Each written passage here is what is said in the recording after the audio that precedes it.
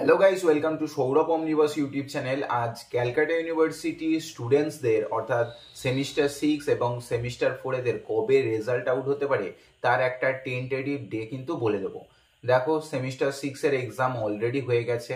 এই মাসের লাস্ট দিক করে কিন্তু রেজাল্ট দিয়েও দেবে, অর্থাৎ সেমিস্টার 6 এর যে রেজাল্ট সেটা সব থেকে ফাস্ট বার করে থাকে। প্রতি বছর যদি আমরা পাস্ট কয়েকটা ইয়ার দেখি, তাহলে 2021 থেকে যদি দেখো, যেটা সিবিসিএস প্যাটার্নের প্রথম বছর দেখি, তাহলেও কিন্তু সেখানে দেখতে হবে যে 31 কিন্তু রেজাল্ট দিয়েছিল।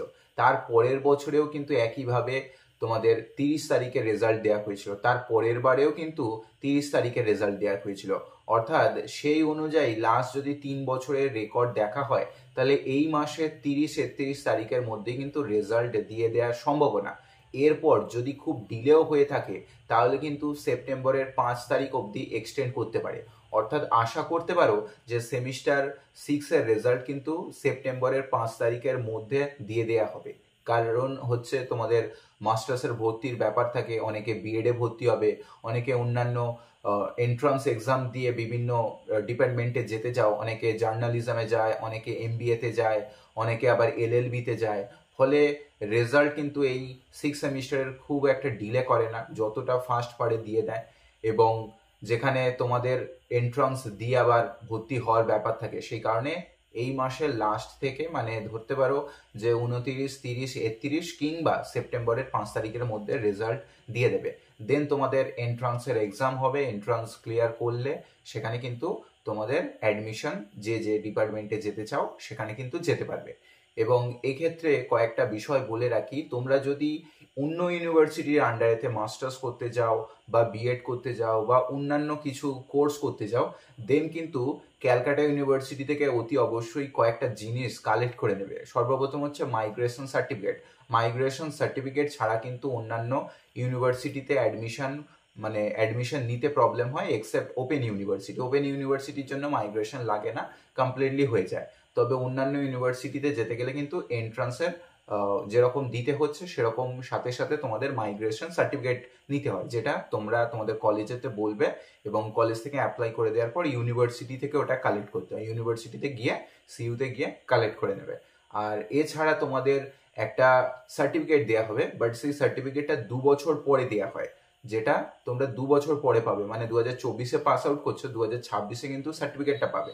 এবারে অনেকের ক্ষেত্রে কি হয় যে কিছু ইউনিভার্সিটি সার্টিফিকেট ডিমান্ড করে, তারা সার্টিফিকেট দেখতে চায়। ফলে ওই সার্টিফিকেটটা কিন্তু ইউনিভার্সিটিতে গিয়ে একটা আগে তোমার অ্যাপ্লাই করা যায়। আর অ্যাপ্লাই করলে কিন্তু মেন সার্টিফিকেট পাবে না, তার একটা প্রোফর্মা বা তার মতনই একটা ফরম্যাট তোমাদের দিয়ে দেয়া হবে, ঠিক আছে? তার একটা ডুপ্লিকেট সার্টিফিকেট কিন্তু তোমাদের দিয়ে দেয়া হবে।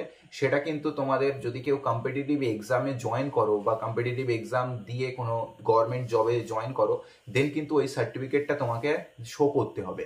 ফলে ওরকম যদি কোনো থাকে, দেন কিন্তু তুমি ইউনিভার্সিটিতে গিয়ে একটা সার্টিফিকেট কালেক্ট করে নিতে পারো।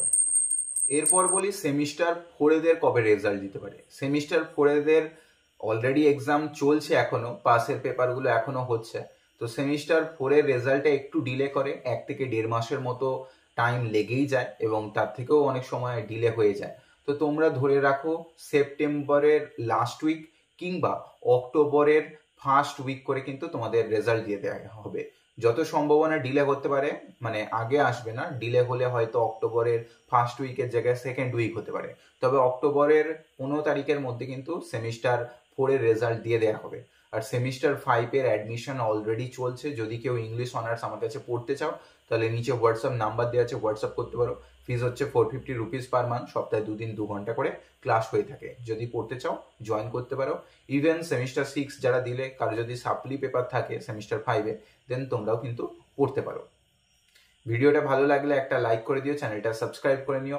কোনো রকম ডাউট থাকলে নিচে কমেন্ট বক্সে জানাতে পারো। দেখা হচ্ছে পরের ভিডিওতে। সকলে ভালো থেকো, বাই।